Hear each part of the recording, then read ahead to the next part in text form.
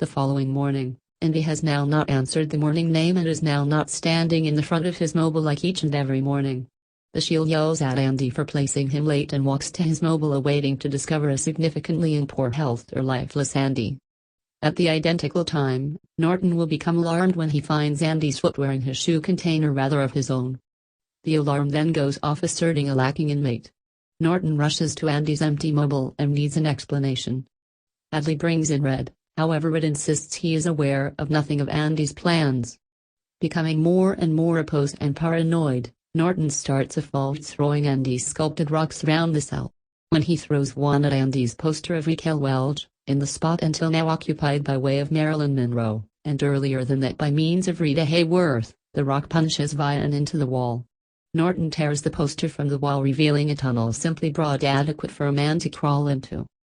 It is printed in a sequence of flashback sequences narrated by way of Red that many years ago, now not lengthy after receiving his rock hammer, Andy innocently tried to carve his title on his mobile phone wall when a chunk of it got hair off.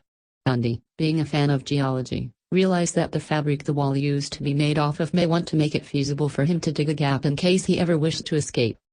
Andy first ordered the massive poster of Rita Hayworth to disguise the hole.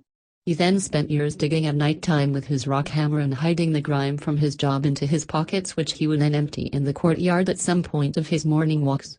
When Tommy used to be killed, Andy determined it used to be time to go. During the preceding night's thunderstorm, Andy wore Norton's garments below his personal to his cell, catching a fortunate spoil when no one notices Norton's bright black footwear on his feet, consisting of red. He packed many of his belongings, some papers and Norton's garments into a plastic bag which he tied to himself with the rope he'd requested for, and escaped via his hole. The tunnel he'd excavated led him to an area between two partitions of the jail, the place he observed a sewer predominant line. Using a rock, he hit the sewer line in time a number of instances with the lightning strikes and finally broke it open. After crawling through 500 yards of the uncooked sewage contained in the pipe, Andy emerged in a broke backyard. The walls. A search group later discovered his jail clothes, a bar of cleaning soap and a very worn-out rock hammer. While the warden and Red are discovering Andy's genius escape, Andy walks into the Main National Bank in Portland, the place he had put Norton's money. Using his assumed identification as Randall Stevens, and with all the fundamental documentation, he closes the account and walks out with a cashier's check. Before he leaves, he asks them to drop the package deal in the mail. He continues his visitations to almost a dozen different nearby banks, ending up with some $370,000. The bundle consists of Warden Norton's accounting books, which are delivered straight to the Portland Daily Bugle newspaper alongside with Andy's written confessions and testimony. Not lengthy after, the Maine Kingdom police storms Shawshank Prison alongside with countless newshounds to cowl the growing story. Adley is arrested for the homicide of Tommy and is taken away by way of the Kingdom police.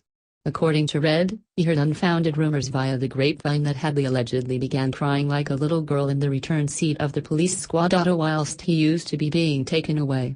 Seeing Adley being taken away in a police squad vehicle and the nearby district legal professional getting into the jail with various policemen retaining a warrant for Norton's arrest, Warden Norton in the end opens his protected in his office, which he hadn't touched considering the fact that Andy escaped, and as a substitute of his books, he finds the Bible he had given Andy with a word to the warden announcing that he used to be right, salvation did lay within.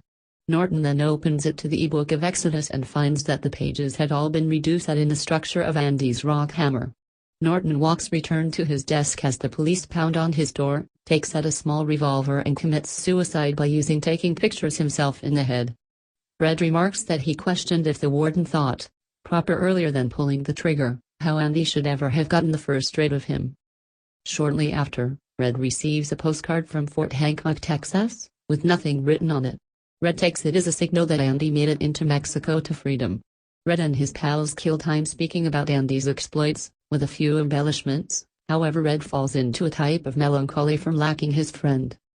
At Red's subsequent parole listening to 1967, he talks to the parole board about how rehabilitated is simply a made-up phrase invented to justify their job.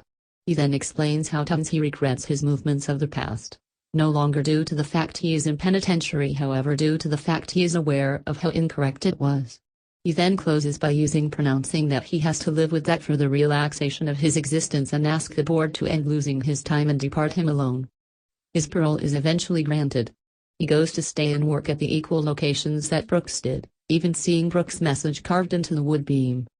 He often walks by a pawn keep which has quite a few weapons in the window.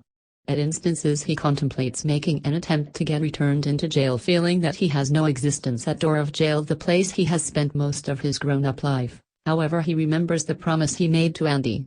He then exhibits that he used to be no longer searching at the weapons, however at the compasses in the back of the weapons, and he offered one. Red follows Andy's instructions, hitchhiking to Buxton and discovering the stone wall Andy described. Just as Andy said, there is a giant black stone. Underneath is a small field containing a massive sum of money and directions to come discover him in Joe, even though he does not title the town simply in case. He additionally says he wishes any individual who can get things for a project of his. Red all of a sudden is familiar with all the electricity of hope and feels exhilarated by means of the emotions internal of him. After carving a new message in the timber beam which reads, "Brooks used to be here, so used to be Red violates parole and leaves the Midway house, unconcerned given that no one is in all likelihood to do a sizable manhunt for an historic criminal like him." Red takes a bus to Fort Hancock, the place he crosses into Mexico. The two pals are ultimately reunited on a seaside of the Pacific coast, simply like Andy had been hoping for.